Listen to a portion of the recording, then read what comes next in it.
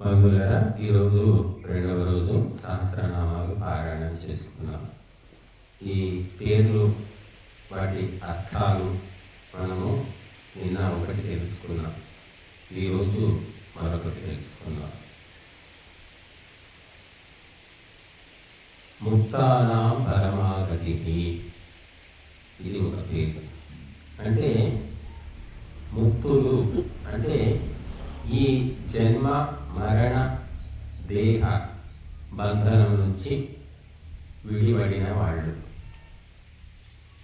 వాళ్ళందరికీ పరమగతి ఎవరు అంటే పరమాత్మ. జన్మ మరణ చక్రంలో ఉన్నవాళ్ళు ఈ లోకంలోనే పుడుతూ ఉంటారు, చచ్చిపోతూ ఉంటారు, మళ్ళీ మళ్ళీ అనేక జన్మలు ఎత్తుతూ ఉంటారు. ఇక ముక్తులు అంటే మోక్షము పొందిన వాళ్ళు ఎక్కడికి పోతారంటే ఈ భూమి మీదికి రారు, మళ్ళీ తల్లి కడుపులో పుట్టారు.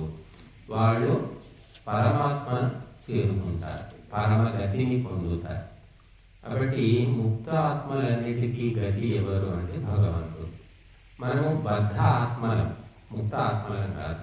బంధింపబడి ఉన్నాం, ఈ శరీరంలో ఇంద్రియాలలో బంధింపబడి ఉన్నాం. కాబట్టి ఈ బద్ధాత్మలు ఈ జన్మ మరణ పరంపర చక్రంలో తిరుగుతూ ఉంటాయి. మనం తిరగొద్దనుకున్నా తిరగాల్సిందే, తప్పదు. భగవంతుడు కర్మఫలాన్ని బట్టి తిరుగుతూ ఉంటాడు, రంగుల రాటంలాగా. కనుక ఆ పరమాత్మను గతిగా చేసుకున్న వాడు మాత్రమే ఈ పరంపర నుంచి బయటపడతారు. ఇంకా నిరంతరము ఈ లౌకికమైన, భౌతికమైన, దైహికమైన, ఆర్థికమైన చింతన చేస్తూ ఉంటాడు మనిషి. రోజులో 24 గంటల్లో ఎన్ని గంటలు మనం ఈ ప్రపంచం గురించి ఆలోచిస్తున్నాం? ఎక్కువ మటుకు అదే ఆలోచన ఉంటుంది, వేరే ఏముండదు. కనుక మళ్ళీ ఇదే జన్మ తప్పదు. ఇంతకంటే మించి పరమాత్మ, స్వర్గము, మోక్షము, పుణ్యము, ధ్యానము, యజ్ఞము, యోగము ఆలోచిస్తే మార్పు వస్తుంది. కానీ ఎప్పుడూ అవే ఆలోచనలు అన్నమాట. సంపాదించుకోవాలి, వండుకోవాలి, తినాలి, దాచిపెట్టాలి, కొడుకు ఇవ్వాలి, మనవడికి ఇవ్వాలి. సరే వాళ్ళు ఇవ్వకపోయినా మనమైనా బతకాలన్నా డబ్బులు లేకపోతే ఎలా బతుకుతాం? చాలామంది ప్రశ్న, డబ్బులు సంపాదించాలి స్వామి, డబ్బులు లేకుంటే ఎట్లా అంటారు. నిజమే, సంసారాలకు డబ్బు లేకుంటే సంసారం అనేది నడవదు. కానీ అవన్నీ ఎప్పుడు వచ్చాయంటే మనము ఆశ్రమ పరంపర వదిలిపెట్టిన తర్వాత వచ్చాయి ఇవన్నీ. మొట్టమొదటి బ్రహ్మచర్య ఆశ్రమంలో ఉండి గురువు దగ్గర విద్యను నేర్చుకోవాలి.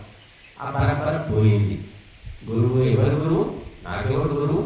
నాకెవడు చెప్తాడు? నేనే గురువు. ఎవరు రామని నా దగ్గరికి చూద్దాం, చెప్తాడా నాకు అని ఈ రకంగా ఎవరికి వాడే గురువై కూర్చున్నాడు. ఇంకే గురువులు ఎందుకు వస్తారు? కాబట్టి మరి గురు పరంపర పోయింది. ఆ ఆశ్రమంలో గురుకులంలో ఉండి చదివే పరంపర పోయింది. కాబట్టి డైరెక్ట్ ఎక్కడికి పోతున్నాడు? సంసారంలోకి దిగుతున్నాడు. సంసారంలోకి దిగేసరికి ఏమైందంటే నాలెడ్జ్ లేదు, తెలివి లేదు. ఈ సంసారం ఏమిటి, ఈ భార్య ఎవరు, ఈ భర్త ఎవరు, ఈ ప్రపంచం ఏమిటి, ఇదంతా మొట్టమొదటి తెలుసుకునేవాడు, గురువు దగ్గర నేర్చుకునేవాడు. నేర్చుకున్న తర్వాత సంసారంలో దిగితేనేమో అది అంటది, బురద అంటది. కానీ నేర్చుకోకుండా, తెలుసుకోకుండా దిగుతున్నాడు కాబట్టి బురదంతా అంటించుకుంటున్నాడు. అంటించుకొని బయటపడలేక ఆ బురద ఇంకా ఎవరికి రుద్దుదామా అని చూస్తున్నాడు.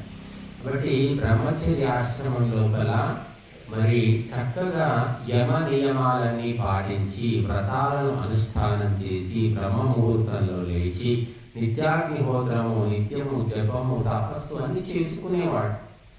ఆ తర్వాత 24-25 ఏళ్ల వయసులో అప్పుడు వివాహం చేసేవారు. కాబట్టి వారికి సంసారంలో ఉన్నప్పటికీ కూడా ఏది అంటకుండా వాళ్ళు ఉండగలిగారు. ట్రైనింగ్ లేదు. ట్రైనింగ్ లేని కోతి ఏం చేస్తుంది?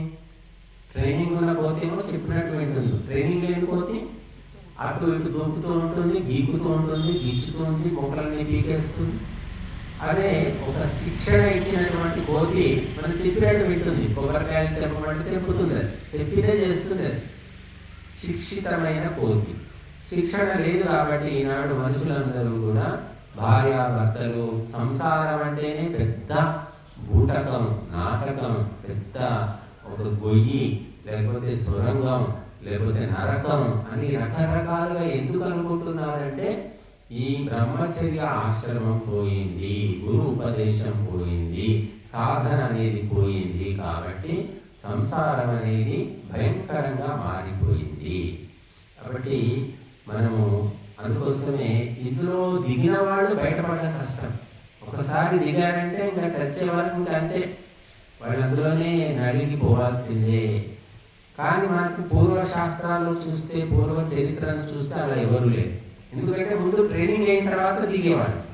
కాబట్టి వాళ్ళు చక్కగా పిల్లల్ని అనేసి పెంచి పెద్ద చేశాక అమ్మగారు అయిపోయింది, పిల్లలు పెద్దగా పెరిగిపోయారు, చదువుకున్నారు, ఉద్యోగాలు సంపాదించుకున్నారు, నేను వెళ్ళిపోతున్నాను, సంసారంలోంచి అడవికి పోయి తప్ప చేసుకున్నాను భర్త భార్యకు చెప్పేసి వెళ్ళిపోయాడు. ఆమె కూడా సరేనయ్యా చేసుకున్నందుకు అందరినీ బాగు చేశావు, చదివించావు, ఉద్యోగాలు ఇప్పించావు, వాళ్ళ బ్రతుకు వాళ్ళు బతుకుతున్నారు, ఎక్కడైనా పోయి ఉండు అని చెప్పేది. లేదా నేను కూడా వస్తా పదా, ఇద్దరం కలిసిపోయి తప్ప చేసుకుందాం అనేది. ఇప్పుడు అటువంటి ఆలోచన అనేది రాకుండా పోయింది. ఎప్పుడైనా సరే చచ్చే వరకు సంసారంలోనే ఉండాలి, సంసారం వదిలిపెట్టొద్దు అని. మోహం అనేది ఎందుకు పెరిగిందంటే అవిద్యను పెంచి పోషించాం కాబట్టి, అవిద్యతో ఈ సంసారంలో దిగుతున్నాం కాబట్టి అవిద్యనే పెరిగిపోతుంది. పిల్లవాడు కొడుకు 20 ఏళ్ళు 25 ఏళ్ళు వచ్చినా పని చేయడు, తిని కూర్చుంటాడు, అయినా తల్లిదండ్రి పోషిస్తూ ఉంటారు. మీరు చూస్తుంటారు చాలా ఇళ్ళలో. కానీ 80 ఏళ్ళు వచ్చిన తండ్రి పని చేయకుంటే కొడుకు ఊరుకోడు, కోడలు ఊరుకోదు. 80 ఏళ్ళు వచ్చాయి, పెద్ద అయినా కదా, ఇంకా పని ఎందుకు చెప్పాలని అనుకోరు. ఉద్యోగం కూర్చున్నాడు కదా, ఏం చేస్తున్నావు, ఉద్యోగం కూర్చున్నావు కదా, పోయి అక్కడ చిలుకల్ని తోలేసి రాపో, ఆ పొలం కాపలా ఉండు, పశువులకు గడ్డేసి రాపో, పనివాడు పని చేస్తున్నాడు లేదో చూసి రాపో అని అంటారు. ఇది కొడుకు యొక్క బుద్ధి, కోడల బుద్ధి. కానీ తల్లిదండ్రుల బుద్ధి అలా ఉండదు. 20, 25, 30 ఏళ్ళు వచ్చిన కొడుకు పని చేయకపోయినా సరే మేము పోషిస్తాం లేదా, మేము పని చేయకపోతే మా కళ్ళ ముందే ఉంటే చాలు అంటారు. ఎందుకంటే తల్లిదండ్రులకు మోహం ఉంటుంది, పిల్లలకు మోహం ఉండదు. ఎందుకంటే వాని పుట్టుక వీనికి తెలుసు కాబట్టి వీనికి మోహం ఉంది, వీనికి తెలియదు కాబట్టి వానికి మోహం లేదు. కనుక ఆ మోహము వల్ల ఎంత వయస్సు వచ్చినా కూడా ఇంటికి కుక్కల్లాగా కాపలా కాస్తూ ఉన్నారు. ఇల్లు వదిలేసైనా ఎటైనా బొమ్మని చెప్పితే తిట్టితే కూడా వాళ్ళు అవన్నీ దులిపేసుకుంటూ ఉన్నారు. కారణం ఏంటంటే మోహము, అవిద్య. కాబట్టి అవిద్య పోవాలి అంటే గురుపదేశము వినాలి, శాస్త్ర పఠనం చేయాలి, స్వాధ్యాయం చేయాలి, చింతన చేయాలి. ఏమిటి, నేను ఎందుకు చేస్తున్న పని సరైనదేనా, అసలు నాకు ఏం అవసరం ఉంది, రాజులాగా బతికాను, వీళ్ళతో మాటలు అనిపించుకునే అవసరం ఏముందని ఆలోచించడం లేదు. బయటి వాళ్ళు అంటే ఒక మాట అంటే పడరు. కొడుకు కానీ కోడలు కానీ తిట్టినా, కొట్టినా, దురపరించిన, నసిగిన, గొణిగిన, సరిగిన అన్నీ భరించుకుంటూ ఉంటున్నారు. ఎందుకంటే అన్నం పెట్టరేమో, వండి పెట్టరేమో, రేపు పొద్దున సేవ చేయరేమో అని ఒక రకమైన భయం. కానీ వాడు బాగున్నప్పుడే పట్టించుకోవట్లేదు, బాగలేనప్పుడు ఎక్కడ పట్టించుకుంటాడు. ఇంకా నువ్వు ధర్మాన్ని ఆచరించకపోవడం వల్ల ఇవన్నీ ఆలోచనలు వస్తున్నాయి. నువ్వు ధర్మాన్ని ఆచరిస్తే ఆ భగవంతుడే శాసిస్తాడు. చెయ్యి, కాళ్ళొత్తు, పని చెయ్యి అని చెప్పేసి ఆ కొడుకు మనసు లోపల ప్రేరణ కలిగిస్తాడు, కోడలు మనసులో ప్రేరణ కలిగిస్తాడు. మనం ఏం ధర్మాన్ని ఆచరిస్తున్నాం? నా పొట్ట నేను నింపుకోవాలి, నా ఇల్లు నేను గడుపుకోవాలి, ఇంతకు మించి ఆలోచన లేదు మనిషికి. కాబట్టి నీవు నీ కుటుంబం గురించి ఆలోచించావు కాబట్టి ఆ వాళ్ళే నీ మీద పగబట్టి పగ తీర్చుకుంటారు. ధర్మం గురించి ఆలోచించలేదు, దేశం గురించి ఆలోచించలేదు, దైవం గురించి ఆలోచించలేదు. గురువులు ఏం చెప్తుంటారండి, ఏదో ఉపదేశం, వాళ్ళకి ఏం పని పాట అని గురువులను కూడా నిందించా. గురువులను కూడా నువ్వు ఎప్పుడు దర్శించిన పాపాన పోలే. ఈ రకంగా మరి సొంత రక్త సంబంధీకుల చేతిలోనే అవమానాల పాలవుతూ ఉంటాడు మనిషి. ఎందుకంటే నువ్వు రక్తమే నిజమని నమ్ముతున్నావు, దైవాన్ని నిజమని నమ్మడం లేదు, ధనమే నిజమని నమ్ముకుంటున్నావు. కనుక మనం ధర్మాన్ని పాటించినంత వరకు కూడా అనేక రకాలైనటువంటి ఆలోచనలు, కర్మలు, జన్మ పరంపర తప్పదు. అందుకే పూర్వము రాముడు, లక్ష్మణుడు వీళ్ళందరూ కూడా గురుకులంలో గురువుల దగ్గర స్వాధ్యాయం చేశారు. అలాగే వారు విద్యాభ్యాసం చేసుకున్నారు. కాబట్టి సంసారంలో దిగినప్పటికీ కూడా సంసారం అంటకుండా ఉన్నారు. భార్య ఎలా ఉండాలో అలాగే ఉండింది భార్య, భర్త ఎలా ఉండాలో అలాగే ఉన్నాడు భర్త. ఇప్పుడు ఎవరికి ట్రైనింగ్ లేదు. ఎంఏ, ఎంఎడ్, ఎంసీఏ, ఎంబీఏ ఏమేమో చదువుతున్నారు. కానీ అందులో ఏముంటుంది అంటే ఒక మనిషితోటి ఎలా వ్యవహరించాలి అది ఎక్కడా ఉండదండి. కేవలం పొట్ట నింపుకునే చదువులు అంటాం. అందుకే ఈ మధ్య కాలంలో పెళ్ళైన వాళ్ళంతా విడిపోతున్నారు, ఉండలేకపోతున్నారు. ఎందుకంటే ఆ విద్య లేదు వాళ్ళ దగ్గర, నేర్పడం లేదు. కోతికైనా మనము శిక్షణ ఇస్తే అది మనకు ఉపయోగపడుతుంది. మనిషికి కూడా శిక్షణ లేకపోతే ఉపయోగపడదు. అలాగా తండ్రికి కొడుకు ఉపయోగపడడం లేదు, తల్లికి కూతురు ఉపయోగపడడం లేదు, అత్తకు కోడలు ఉపయోగపడడం. చదువుకున్న కోడలే, ఎంబీఏ చదివింది కోడలు, కానీ అత్త అంటే పడదు. చదువుకున్న కొడుకే, కానీ తండ్రి అంటే ఇష్టం ఉండదు. ఎందుకంటే ధర్మానికి సంబంధించిన విద్య అనేది లేదు. కాబట్టి వ్యతిరేకత, శత్రుత్వము, కోపము, పగ ఇటువంటి భావనలు మనం కుటుంబంలో చూస్తున్నాం, బయట కాదు. ఒకప్పుడు బయట శత్రువులు ఉండేవాడు. ఎక్కడికి పోయినా, ఎక్కడ తిరిగినా ఇంటికి పోతే శాంతి అని అనుకునేవాడు. ఇప్పుడు అలా కాదు, నువ్వు ఎక్కడికి పోయినా శాంతి ఉంటుంది తప్ప ఇంట్లోకి వస్తే మాత్రం శాంతి ఉంటుంది. ఎందుకంటే భర్తను భార్య, భార్యను భర్త, పిల్లల్ని తండ్రి, తండ్రి పిల్లలు ఇలాగ తిట్టుకుంటూ ఉన్నారు. నువ్వేం చేశావు, నువ్వేం తెచ్చావు, నువ్వేం చేశావు, నేనేది చేస్తాను అని మాత్రం ఎవరు అన్నారు. కనుక ఇటువంటి తత్వానికి కారణం ఏమిటి అంటే వ్యవస్థ పతనం అవడానికి కారణము ముఖ్యమైనటువంటి విద్య నేర్పడం లేదు. ఎలా తినాలి, ఎప్పుడు తినాలి, ఎంత తినాలి, ఏమి తినాలి ఎక్కడైనా చెప్తున్నారు? చదువులో ఉన్నాయి చెప్పండి? ఎక్కడ లేదు. వాడికి తోచినట్టు తింటున్నాడు. ఎలా పడుకోవాలి, ఎప్పుడు పడుకోవాలి కూడా శాస్త్రాలు చెప్తున్నాయి మనకి. అవి చెప్పేవాళ్ళు ఎవరు లేదు. కాబట్టి మనిషి పతనానికి కారణం మనిషే. ఎవ్వరు చెడగొట్టడం లేదు, ఎవ్వరు బాగు చేయరు కూడా. నిన్ను నువ్వు బాగు చేసుకో, నువ్వు బాగుపడాలని ఎవ్వరు వెంటపడరు. దేవుడు కూడా వెంటపడడు, వదిలిపెట్టేశాడు, ఏమైనా చేసుకురా అని చెప్పేసి. కాబట్టి నీవుగా ఆలోచించుకొని బాగుపడే ప్రయత్నం చేయాలి. కాబట్టి భగవంతుడు ముక్తులకు పరమగతి, ముక్తాన పరమగతి.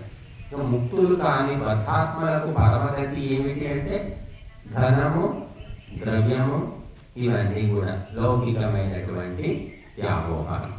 కనుక మోహము వల్ల మానవ జన్మనే భయంకరంగా నశించిపోతుంది.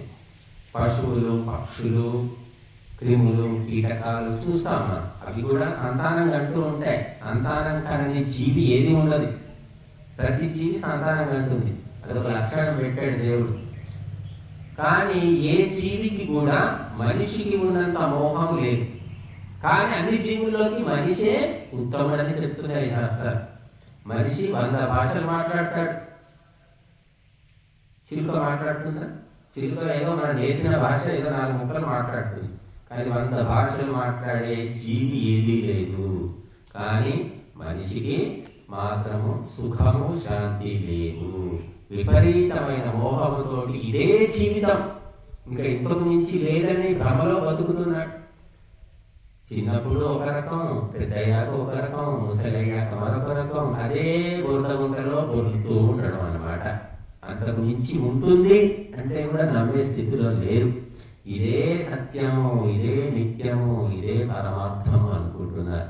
కాబట్టి ఈ బద్ధ ఆత్మలు నిరంతరము దుఃఖాల లోపల, రోగాల లోపల, బాధల లోపల మరి నలిగిపోతూ ఉంటారు. వాళ్ళు ఎప్పుడైతే దైవాన్ని తెలుసుకునే ప్రయత్నం చేస్తారో అప్పుడు క్రమంగా మార్పు వస్తుంది.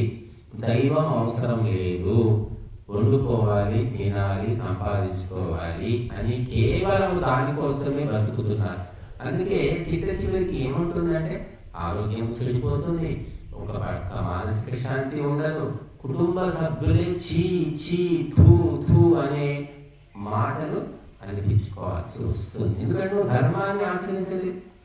నువ్వు సంపాదించిన ధనంలో కొంత ధర్మ కార్యాలు ఖర్చు పెట్టాలి, కానీ పైసా జమ చేసి కుటుంబ సభ్యులకు తప్ప ఎవరికి పెట్టమన్నమాట. అందుకని వాళ్ళే తిడతారు, నీ సొమ్ము ఎవరు తిన్నారో వాళ్ళే తిడతారు. సాధువులు తింటే వాళ్ళు తిట్టారు, దీవిస్తారు, ఆశీర్వదిస్తారు. సాధువులకు తిట్లు రావు, కుటుంబ సభ్యులకు తిట్లు తప్ప ఇంకేమీ రావు. వాళ్ళు అనుకునే మాటలు వింటే ఒక్కొక్కసారి బాధపడుతూ ఉంటారు, చాటుకు అనుకుంటూ ఉంటారు. కూడా చెప్తూ ఉంటుంది, మా అత్త ముసలి అయింది కానీ మంచిగా తింటదయ్యా, 3 పూటలు తింటది అసలు అని ఇట్లా అదేదో తెచ్చిపెట్టినట్టు. అలా తల్లి అత్త వినదనుకోండి ఎంత బాధపడుతుంది. అలా చాటుకు మాటుకు ఒకరి మీద ఆ ఈర్ష, అసూయ, రకరకాలైనటువంటి మాటలు మనం వింటూ ఉన్నాం. అత్తమ్మ తినమ్మా, తిను, మంచి తినమ్మా, తింటేనే ఆరోగ్యంగా ఉంటావు అని ఎవరు అనరు. ఒక ముద్ద ఎక్కువ తిన్నా కూడా లెక్క పెడుతూ ఉంటారు అన్నమాట, ముద్దలు లెక్క పెడుతూ ఉంటారు. అటువంటి నీచమైనటువంటి మానసిక స్థితి ఈనాడు మనుషులకు ఉంది. కాబట్టి సాధువులు, సత్పురుషులు ఎప్పుడూ కూడా ఇతరుల కడుపు నింపాలని చూస్తారు. తమ కడుపు మాడిపోయినా పర్వాలేదు అని పక్కవాళ్ళు తినాలి, సంతోషంగా ఉండాలని కోరుకుంటారు. ఎందుకంటే వారి దగ్గర విద్య ఉంది, బుద్ధి ఉంది, సంస్కారం ఉంది. కాబట్టి సంస్కారం లేని వాళ్ళ ఆలోచనలు ఆ విధంగా ఉంటాయి. కొంతమంది ఏం చేస్తారంటే ఆ విషం పెట్టి కూడా చంపేసేవాళ్ళు ఉన్నారు. అత్తయ్యకు పక్షవాతం వచ్చింది, మంచం పట్టింది, ఎవరు చేయాలి సేవ అని చెప్పి రోజు కొద్దిగా విషం పెట్టేసి ఆ పక్షవాతం వచ్చి లేవకుండా పడి ఉన్నామే 4 రోజుల లోపల చచ్చిపోతుంది. ఎందుకంటే పక్షవాతం వచ్చింది, ఏమైందో ఏమో తెలియదు అంటారు వాళ్ళు. ఎవరు పోయి పోలీసు రిపోర్ట్ ఇస్తారు, ఎవరు ఇవ్వరు. ఇప్పుడు అలాగ కూడా చంపేసే వాళ్ళు ఉంటారన్నమాట. నీచమైనటువంటి ఆలోచనలు రకరకాలుగా ఉంటాయి. కాబట్టి మనము ఇటువంటి వాళ్ళను నా కొడుకు, నా కోడలు, నా మనవడు, ఏ మనవడు పట్టించుకుంటున్నాడు? ఎవరు పట్టించుకోవట్లేదు. వాడి చదువేదో, వాడి హాస్టల్ ఏదో, వాడి ర్యాంకు లేదో ఎవరు పట్టించుకోరు. కానీ వీళ్ళు పిచ్చి వాళ్ళలాగా వాళ్ళ వెంట పడుతూ ఉంటారు. మనవడు ఫోటో చూపించు, మా ఫోన్లో మాట్లాడించు.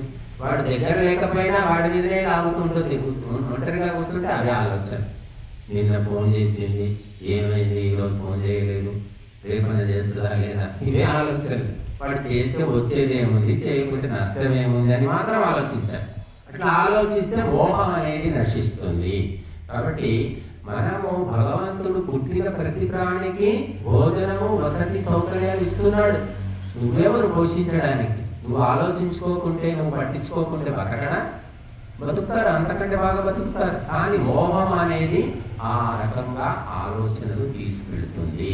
కాబట్టి ఆ మోహాన్ని వదిలేసుకుని ఆ భగవద్ ధ్యానము, మంత్ర జపము, పారాయణము, లేదా ఫోన్ పెట్టుకుంటే ఏదో వినబడుతుంటాయి, అందులోంచి 4 శ్లోకాలు, పాటలు, భక్తి పాటలు ఏమైనా వినొచ్చు. వింటే మనసు ప్రశాంతం అవుతుంది. మనం ఎప్పటిదాకా సాంసారిక విషయాలు పట్టించుకొని ఆలోచిస్తూ ఉంటామో మనసు చంచలంగా మారిపోతుంది. కోతిపోయి కొండముచ్చేపోతుంది. ఇంకా సాంసారిక విషయాలు కనీసం ఒక 10 నిమిషాలు, అరగంట సేపు ఏమి ఇతర విషయాలు ఆలోచించకుండా కేవలం ధార్మికమైన, దైవికమైన విషయాలు మాత్రమే వినాలి, ఆలోచించాలి. అప్పుడు మనస్సు మీద బరువు అనేది పోయి తేలికగా తయారైపోతుంది. కాబట్టి భగవంతుని యొక్క కార్యక్రమాల్లో పాల్గొనడం వల్ల మనకు చాలా శక్తి వస్తుంది. మీరు నిత్య కర్మలు ఊడ్చుకోండి, తూడ్చుకోండి, కడుక్కోండి, గిన్నెలు కడగండి, వంట చేయండి, కూరగాయలు ఎంత చేసినా కూడా శక్తి నష్టమవుతుంది, శక్తి రాదు అక్కడి నుంచి. కానీ దైవ కార్యక్రమాల్లో పాల్గొంటే శక్తి నష్టం కాదు, శక్తి వస్తుంది మనకు. కాబట్టి ఇది తేడా గుర్తుపెట్టుకోండి. మన ఇంట్లో పని చేసుకుంటే మానసిక శక్తి పోతుంది, శారీరక శక్తి పోతుంది. కానీ ఇక్కడ ధర్మ కార్యక్రమాల్లో పాల్గొంటే శక్తి సూక్ష్మ రూపంలో ఎంతో మనకు వస్తూ ఉంటుంది, కానీ మనకు తెలియదు. కాబట్టి శక్తివంతులు అవుతారు ఎవరైతే ధర్మ కార్యక్రమాల్లో సహాయం చేస్తారో, పాల్గొంటారో, వారికి శక్తి సూక్ష్మ రూపంలో పెరిగిపోతూ ఉంటుంది. కాబట్టి ఆ శక్తిని మనం పెంపొందించుకొని ఈ జన్మ మరణ దుఃఖ పరంపర నుంచి బయటపడే ప్రయత్నము. అంటే ఈ జన్మలో చేసిన ఈ జన్మలో కుదరదు, అనేక జన్మల తర్వాత ఇప్పుడో అది జరుగుతుంది, మనకు తెలియదు. కానీ అసలు ఈ జన్మ మరణ పరంపర ఎందుకు, ఇందులోంచి బయటపడదామనే ఆలోచన కూడా రాని వాళ్ళు చాలామంది ఉన్నారు. ఇదే సత్యము, ఇదే నిత్యము అనుకుంటూ ఉన్నారు. కాబట్టి మనము జీవితంలో కొంత సమయాన్ని ధార్మిక కార్యక్రమాలకు కేటాయించాలి. అద్దంలో మన ముఖం చూసుకుంటే అద్దానికి అందం రాదండి. మన ముఖం బాగుందో లేదో మనకు తెలుస్తుంది, అద్దానికి వచ్చేది ఏమీ లేదు కొత్తగా. అలాగా ధర్మ కార్యక్రమాల్లో పాల్గొంటే మనం బాగుపడతాం. గురువు గారు పాపం ఎవరు రాలేదు, 10 మంది కూడా లేరు, నేను కూడా లేకపోతే పాపం ఇబ్బంది పడతారేమో, నేను పోయి కాసేపు కూర్చొని కుర్చీలో నిద్రపోయి వస్తాను అనుకుంటే లాభం లేదండి. అట్లా కాదు, మనం ఎవరినో ఉద్ధరించడానికి కాదు, మనల్ని మనం బాగు చేసుకోవడానికే మనం రావాలి, చేరాలి. ఇక్కడ చిన్నయ్య గారు ఉన్నారు, బాజన్న గారు ఉన్నారు. ఎవరి కోసం వస్తున్నారు వాళ్ళు అంటే, వాళ్ళు రావడం ద్వారా క్రమక్రమంగా కొన్ని అంశాలు తెలుసుకుంటున్నారు. ఆ కొద్దిగా లోపల మార్పు అనేది మొదలవుతూ ఉంది. వస్తూ ఉంటే మార్పు వస్తుంది.